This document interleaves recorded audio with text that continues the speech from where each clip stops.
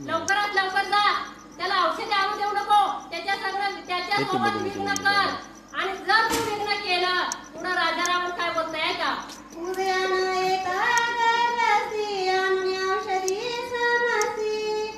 चेहरा पाहून 60,000 वर्षाची शब्द होते मग त्या असणाऱ्या लक्ष्मणाला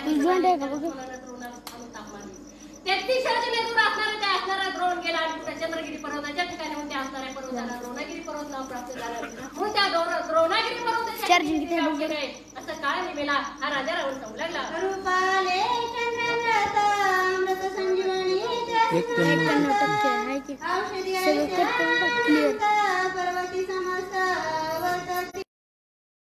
दिव्य औषधी मला सांगितलं समुद्राचा मंथन केला, अमृत संजीवनी त्या ठिकाणी प्राप्त झाली. दिव्य औषधी म्हणजे त्या ठिकाणी त्या प्राप्त झालेले, म्हणून त्या असणाऱ्या द्रोणागिरीच्या ठिकाणी दिव्य औषधी आहेत म्हणे. आणि त्या औषधी आणण्यासाठी अनुमत केलेला आहे. आणि त्या लक्ष्मणाला विषय म्हणजे असणाऱ्याची काय जखम आहे म्हणजे त्या जखमेवर ते असणारा औषध असं त्या हनुमंताचा ऋषी असावा तसा तुम्ही धरायचा साधू व्हायचंय का मी तुला. राक्षस सुद्धा साधू होते ती बहुरूपीचं सोंग. त्या असणाऱ्या राक्षसाला सांगितलं का नवीला तू काय करायचं, जटाधारी वल्करी असणारा पितांबर धारण करायचं, गळ्यामध्ये असणारा अंग जानवा घालायचा, गळ्यामध्ये वृक्षाच्या माळा घालायच्या,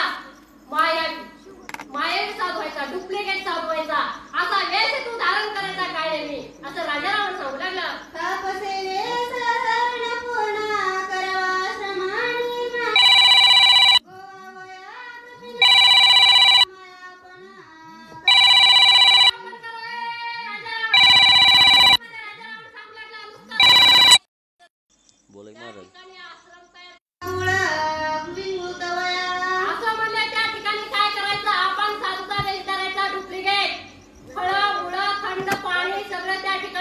डुप्लिकेट आश्रम त्या ठिकाणी तयार करायचं.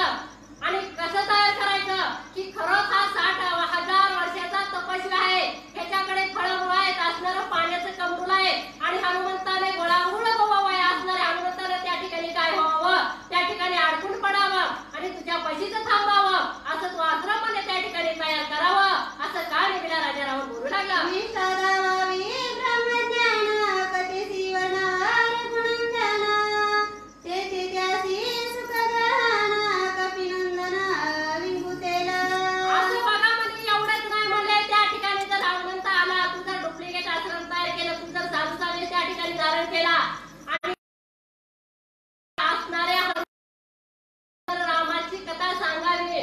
जर तू रामाची कथा सांगितली, जर रामायण सांगितलं पण कसं सांगते बघा, या उन्हात राक्षस आहे याला सवस सांगितलं उलट सांगते. काय करायचं तर तू त्याला त्या रामाची कथा सांगायची. जर तू त्याला रामाची कथा सांगितली तर हा म्हणते तात्काळ तिथं थांबेल, तोपर्यंत दिवस उगवल, तोपर्यंत लक्ष्मण मरल, असं कार्य काळेनी तू करायचं असा राजा रावण त्या काळेला बोलू लागला. आदित्य करावे हनुमंता सुरस सांगावी रामकथा,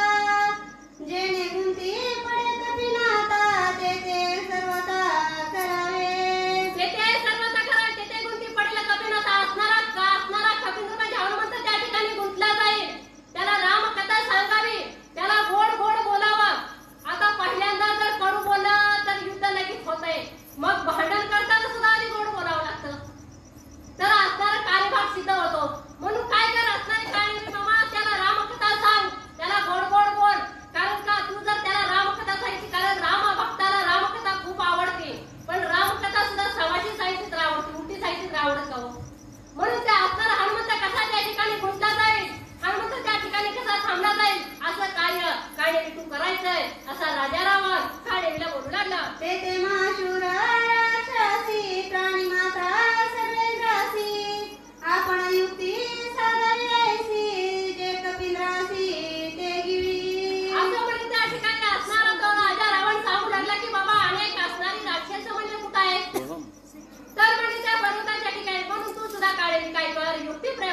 म्हणून त्या हनुमंताला पुढे जाऊ देऊ नको. त्याला ती असणारी दिव्य औषधे आणू देऊ नको.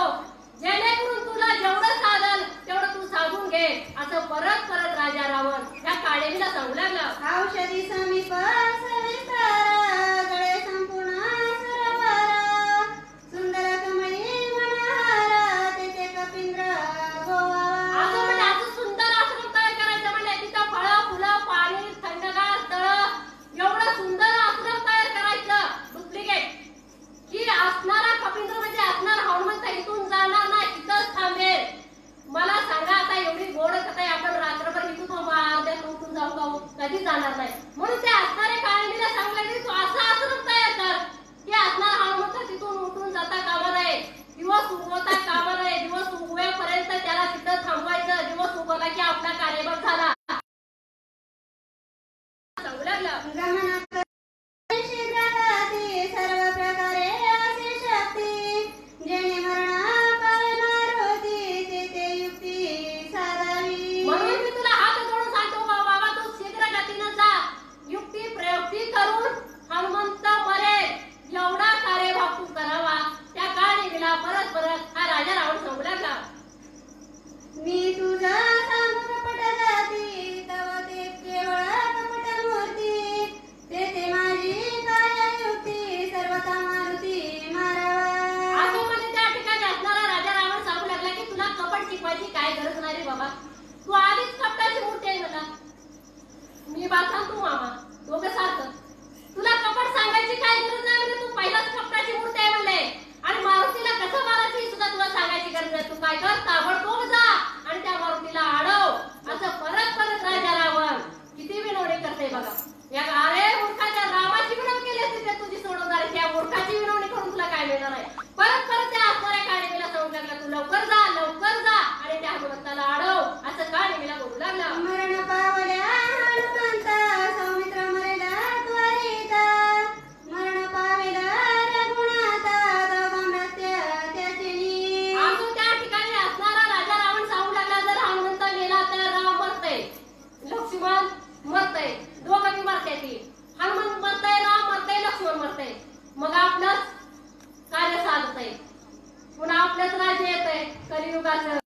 द्वापार युग त्रेता युग त्याच्यावर संपलं. आपलं कलियुगाचं राज्य येतंय. बोलू लागला. मरण पावल्या रघुनंदना कैसरी वासेला विभीषण सुग्रीवाही सांगितला प्राण दक्षिण न लागता. असं म्हणले जर राम मेला, लक्ष्मण मेला, हनुमंत मेला तर सुग्रीव अंगात न नीळ जाऊन कुणी राहणार नाही. 72 कोटी 56 कोटी वानर एकही राहणार नाही, सगळी मरते. म्हणून काय करायचं काळेने जायचं. मी सांगितलं तेवढं काम करायचं. असा राजा जुत्पती मारई मरतील समस्त एवढा साधेला कार्याचा जरी हनुमंत मारिला.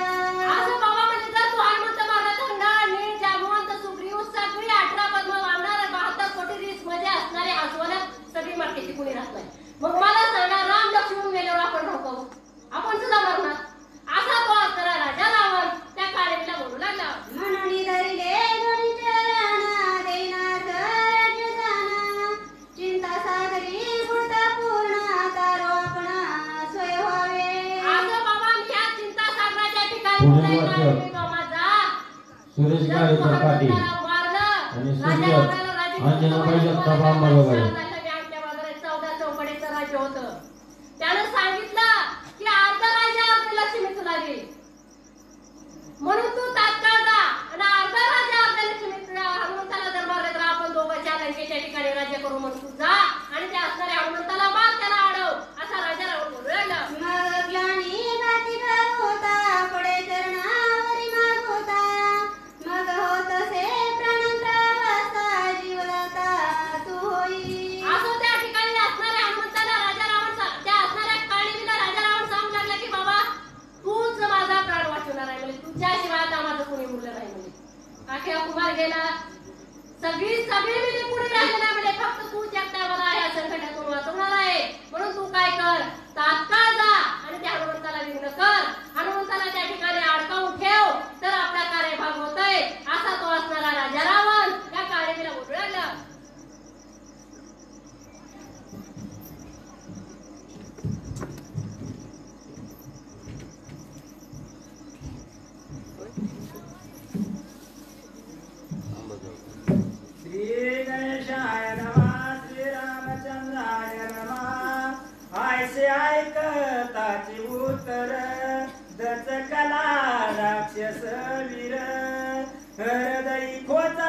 धर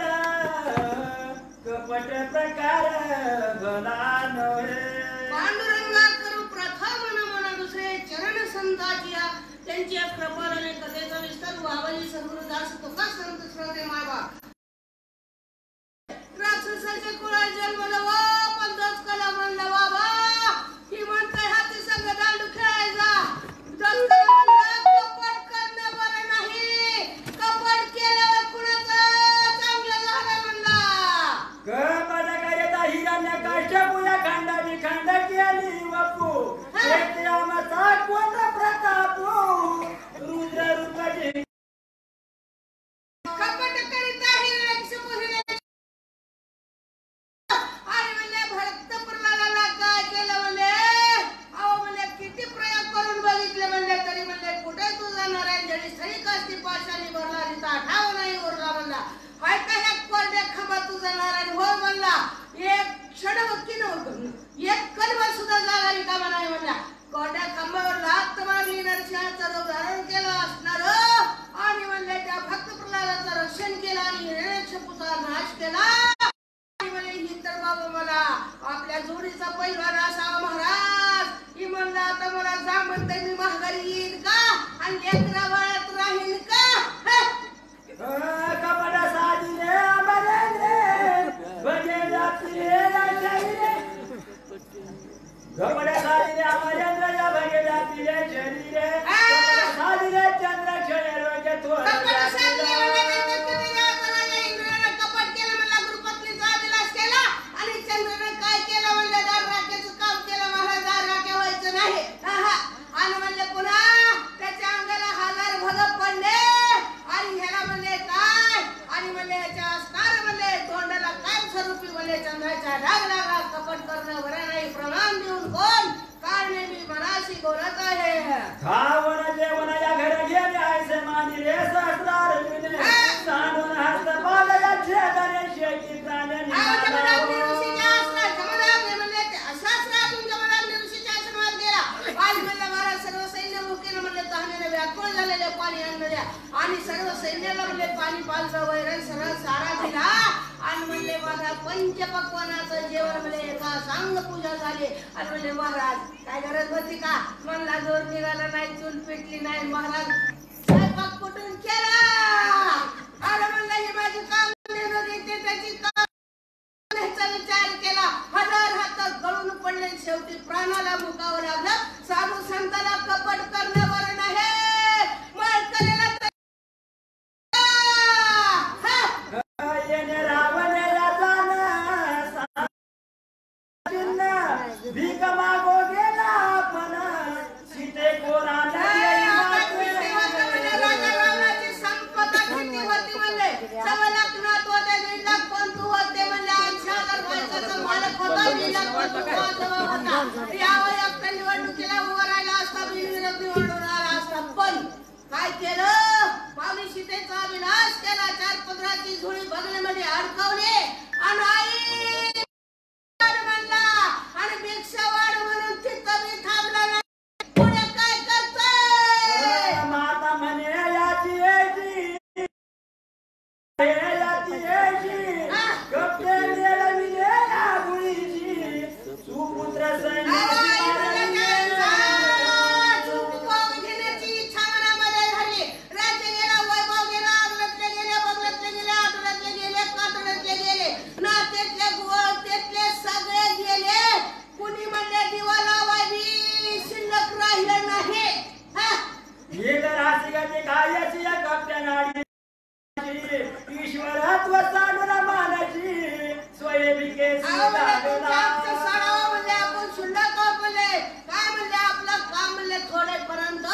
देवा धर्माला म्हणले कपट करणं जमलं नाही आणि ही बाबा तर म्हणला कुठं जा म्हणते कसला पहिलवान आहे म्हणला पुढून ती मला लेकरा बाळाची वाटेल का योगी का आपण हो म्हणे या रंगा या बळेचे मागो लागला त्याने द्वार बळ केला देख पुराणे असंख्य विष्णू भगवंत म्हणले नवीन वेदनेचा पुण्यवळीच्या पदरात होता 3 पात्र जाणले म्हणून बळराजाच्या घरात भीक मागायला बळराजा सामान्य नव्हता दिली म्हणला पहिला पाय कुठे ठेवला म्हणला ठेव दुसरा कुठे ठेव म्हणला माझ्या डोक्यात तिसरा पाय कुठं म्हणजे सर्व असणार ब्रह्मांडातलं आणि म्हणजे पाताळात घातलं इंद्रपद बळीला प्राप्त होणार होतं परंतु देवानं कपट केलं आणि म्हणला देवा नाटक तुझं मेवळ केलंय म्हणला घोंगराची काठी घेऊन माझ्या दारात वॉचमॅनचं काम देवादी विष्णू भगवंत म्हणजे भक्ताच्या दारात करत देवाला जमलं ना मला आणि मला ही बाबा कुठं जा म्हणतंय आता मला माघारी येऊ देईल का या नायिका पदाची वार्ता भरिनो हे गा सर्वता कपड करीता कपिलाता स्वगाता आता काय बघा राक्षसाच्या जाती जन्मलेला आहे आपल्या दिलाय राक्षसच महाराज इळवर माळगड्यात घालते तर सांच्याला काढते तर सकाळी अजून घालते त्याला म्हणायचं राक्षस अहो म्हणले आता हे म्हणते आता मला जा म्हणतंय आज पण ती मला माघारी येऊ देईल का आणि म्हणलं माझा त्याच्या मुहरीने भाव लागल का राक्षसाच्या कुळात कारणे मी जन्मलो परंतु विचार करू लागलो मनालाच प्रमाण देऊन बोलू लागलो हे रामाच्या निज भक्त या त्याशी कोणी कपड करीत स्वयाची मरण पावत नरक भोगी कुठं चालले बघा टाळकरी अहो म्हणजे साधू संतांनी कपट केलं तर म्हणजे ती असणारा त्यांना नरकाची प्राप्ती आहे साधू संतांची निंदा करायची नाही साधू संतांची निंदा केली त्याने वाचा पंगोर झाले एका जनार्दनी कपाळात अशी अवस्था होते म्हणजे साधू संतांचा छळ करू नका कुठं मंदिराला वारीला जातेत म्हणू नका कानूने महामारी करमळेच्या माऊली म्हणली पांडुरंगच बघितला नाही अजून बरे म्हणले आता एकदाच बघ म्हणलं हनुमान श्रीराम राम भजनी आदि तत्पर त्याशी कपट जरी तोया नर त्याचे रामचंद्राचा किंकर दासत्व भक्त हनुमंत केली आणि म्हणून देखील रामचरण आणि प्रभू रामचंद्राचा निशिम भक्त म्हणले आणि त्याच्या संकट जर मी म्हणले दोन हात करा गेलं तर माझं डगणं पकडण झाल्याशिवाय राहत नाही काय से जाणतो मी आपण स्वय सांगित असे रावण सीतेला विघ्न करण ते मजाची मरण सगळं मला कळतंय म्हणला कोण काय मी मला एवढं प्रमाण दिलेलं एवढं मला कळतं म्हणला पण किती राहिले तरी बाबा म्हणतोय हनुमंताला मार आणि म्हणला त्याच्या सगळं दोन हात करायला गेलं तर माझं शरीर वाचत नाही पाया पडणे रावणे अर्ध राजा येईना म्हणे मजाली मालिया प्राण राज्य कोण भोगावे चल म्हणला उद्या सोलापूर जिल्ह्याला तुमचा तालुका कोणचा आम्ही काय घेणं का देणं पण म्हणला एवढा हनुमंताला मारायचं नाही तर सूर्य उगवस तर तिकडं थांबून धरायचं चल म्हणला अर्ध्या राजाचा कागद तुझ्या नावावर करून घेतो पण तिकडं जर आमचं बरं वाईट झालं तर तुझ्या राजाला काय हेंडगा लावू का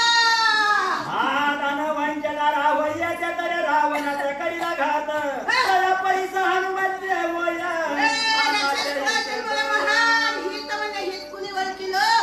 चंद्रराजाची आई राणी मैनावतीने म्हणले नवनाथामध्ये आपल्या मुलाचं हित ओळखलं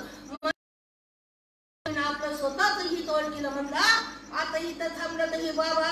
जिवंत ठूक नाही त्याच्या परीस म्हणला रामभक्ताच्या हातानं मरल्यानंतर पुनरपि जननम पुनरपि मरणम पुनरपि जननी जठरी शयनम त्याची स्मरणी येर झार आणि झाला सुफळ व्यापार हनुमान सवाय श्री रघुनाथ श्रीराम प्रेम सदा दुर्लत होता त्याच्या हाते घात कृत कृतार्थ मी सफाई श्री रघुनाथ म्हणजे अंतर्बाह्य दृष्टीने म्हणले प्रभू रामचंद्र तो काही पाहू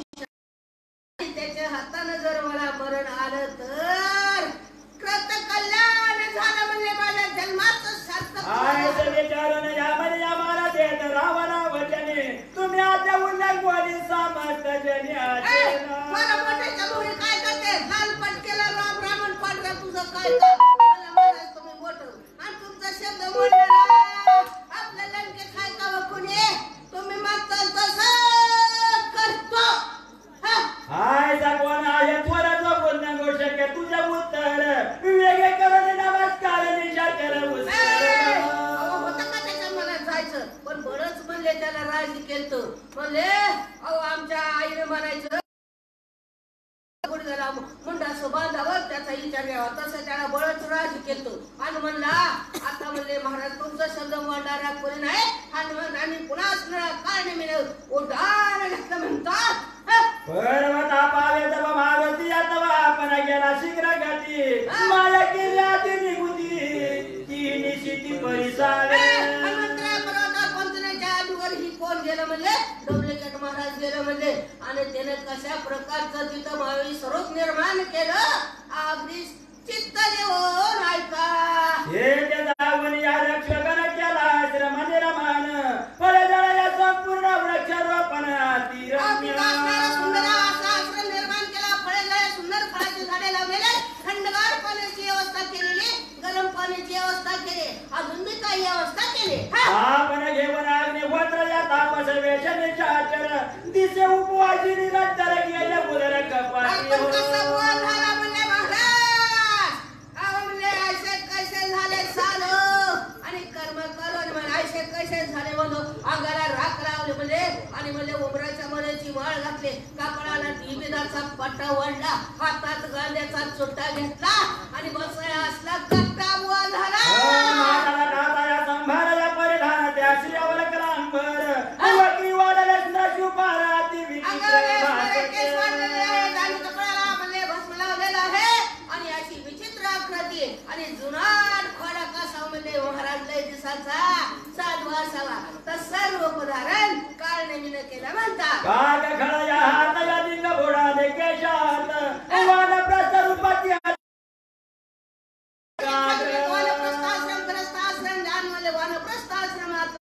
साधू म्हणले लय म्हणला तपस्वी लय दिवसाचा महाराज दिसतोय असं रूप धारण केलं जेणेकरून माझे हनुमंतराय तिथं अडकल्या घेते थांबल्या घेते अशी अवस्था त्या काळीनं निर्माण केली म्हणतात हात घेऊन याद कमाळ्या बोले नेलिया भवया तळी घेतली मुद्रा लागली तैशी शैली दिसत आहे राम राम राम राम राम आता करतो तुझं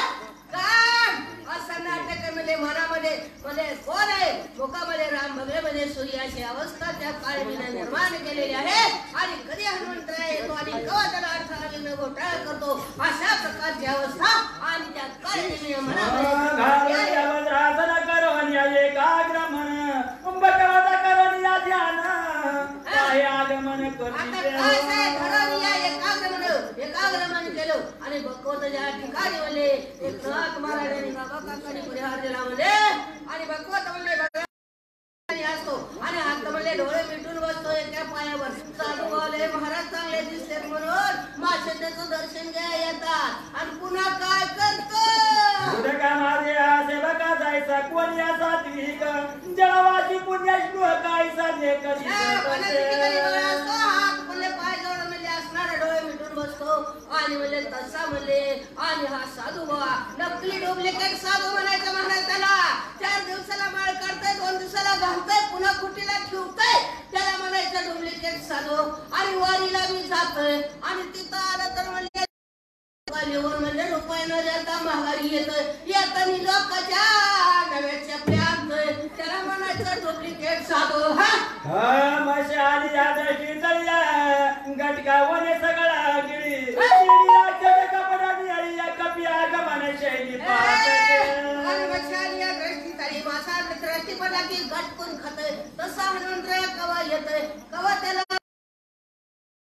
किंवा फसवून तिथं थांबवून धरो अशा प्रकारची अवस्था काळीने निर्माण केलेली आहे दक्षिण देशाच्या या भागी या जैसी मुसवती यागी नक्षत्राचा पुण्य खाली दिशे वेगे आश्रम तयार केलाय दक्षिण दिशेतून माझ्या हनुमंतरायची स्वारी आलेली आहे आणि स्वारी बघून आणि ह्या नकली बुवाच काय काय भानगड झाली पुढे बघूया हे बालसूर्य उदयाला तैसा येते से या धाकुला लाजरी शेष पाना उद्या दिसला मने निघास त्याप्रमाणे सकाळी पूर्वेचा सूर्य उगवला लाल भ्रमणाच्या अवस्था म्हणजे हनुमंतरायची दिसायला गेली किंवा शेषाच्या मस्तकावर मणी असतो आणि शेष असणारा जरा निघाल्यानंतर त्या मनेच्या प्रकाशन असणारा तो पुढे जातो तसे आमच्या हनुमंतरायाचं उदाहरण आणि ह्या नकली साधू पर्वताच्या माझा देखता कांदराची चिंता धीर सर्वता आता स्वारी आल्यानंतर मला किती वेळ थांबत असतो आणि ती म्हणे शेवटाला कळाला आणि म्हणे खरं ती खरंच असतं आणि खोटेचे झाले आणि म्हणे साधूची झाली म्हणतात डोळा पडली धापडी हातावळली या वेंगडी पडली मनाची गुरकुंडी नाले का भयवंडी त्याची आले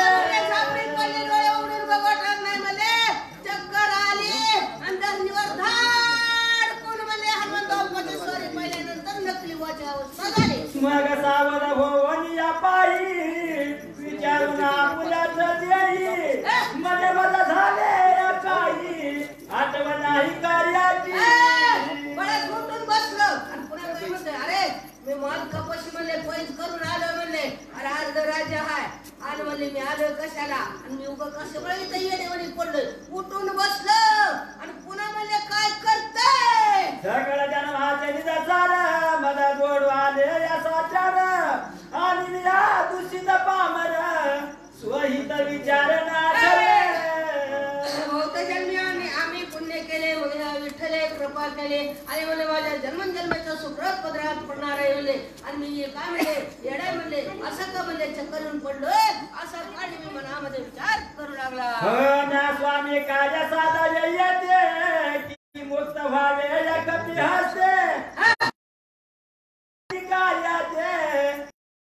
चित पडिले स्वतःच असणाऱ्या देहाचा उद्धार करून घ्यावा की मालकाचं काम आहे हे दोन्हीतलं एक कोणतं तरी होणार आहे ही सगळं विसरलो आणि मोर्चा येऊन कशामुळे पडलो सावध झालो आणि पुढे काय करतोय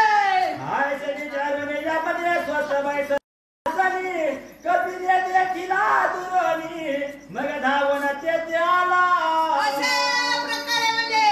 हनुमंतराय म्हणजे उठून बसलं की नकली साधोबा नकली म्हणजे लय दिवस टिकत नसतं महाराज उठून बसलं हनुमंतरायांनी लांबून साधोबा बघितलेले आहे आणि साधोबाचं दर्शन घेण्यासाठी आमच्या हनुमंतरायाची सारी पुढे आलेले आहे दोन्ही देखील या तापाचा हर्षित कपीच्या या मानाचा सरला सर्वांगी बोलण्याचा ऋषीन मनास तेथे आला आता कलियुगामध्ये काय साधू संत येते घरा पुढच्या दरवाजा बंद करा रात बसून खा अशा अवस्था महाराज आता म्हणजे पुन्हा काय केलं म्हणजे दुरुने देखील आता आपण लांबून साधूबाला बघितले हनुमंतरायाच्या मनामध्ये उल्हास झालेला आहे आनंद वाटला साधुबाचं दर्शन घ्यावा म्हणून हनुमंतरायाच्या साधुबाच्या जवळ गेलेले आहेत हनुमान श्रीराम किंकर राम रूपयाच्या राजरा देखे सर्वदा साचार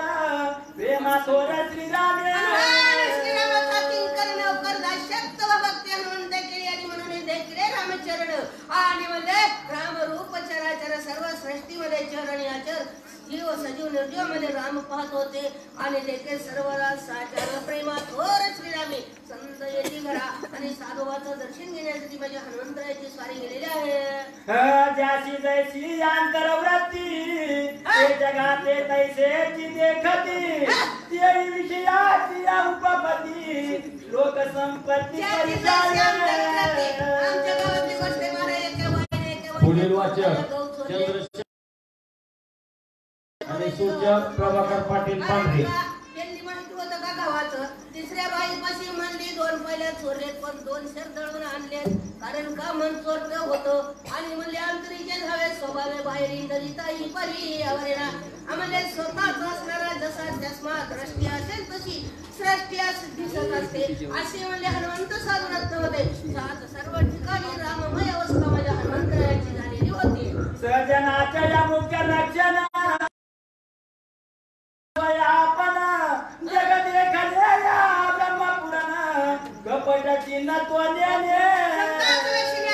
या ठिकाणी सांगितलेले आणि म्हणजे सज्जनाचे मुख्य ब्रह्मरूप सोय आपण स्वतः ब्रह्मरूप असतात आणि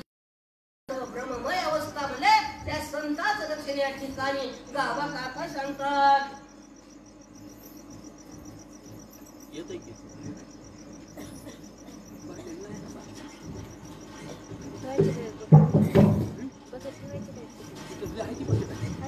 कुंडले कवरदे हरिफाल प्रेम प्रभु रामचंद्र भगवान की जय बजरंग बली हनुमान की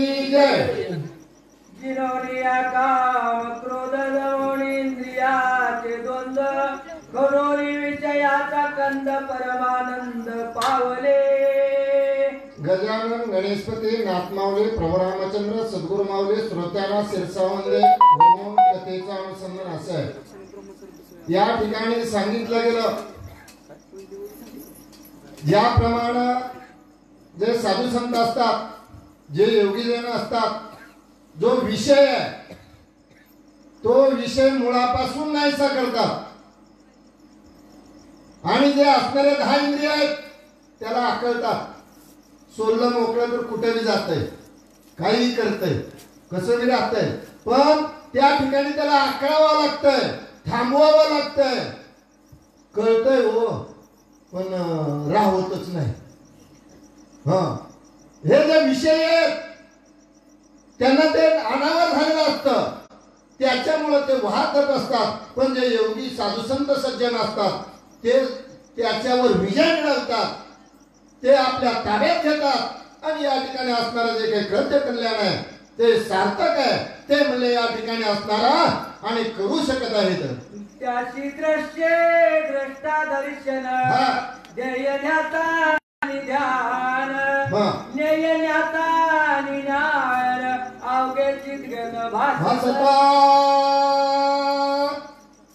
दृश्य द्रष्टा पाहायचा वस्तू आणि पाहायला त्याप्रमाणे 28 त्रिपुटीचा करायची गरज नाही आणि ती त्रिपुटी त्या ठिकाणी असताना ती लयाला जात असते. असं म्हणलं त्या ठिकाणी असताना त्या योग्याची अवस्था असते. हे सत्याचे लक्षण लुप्तचे गाविते सांगो त्याचे हिचे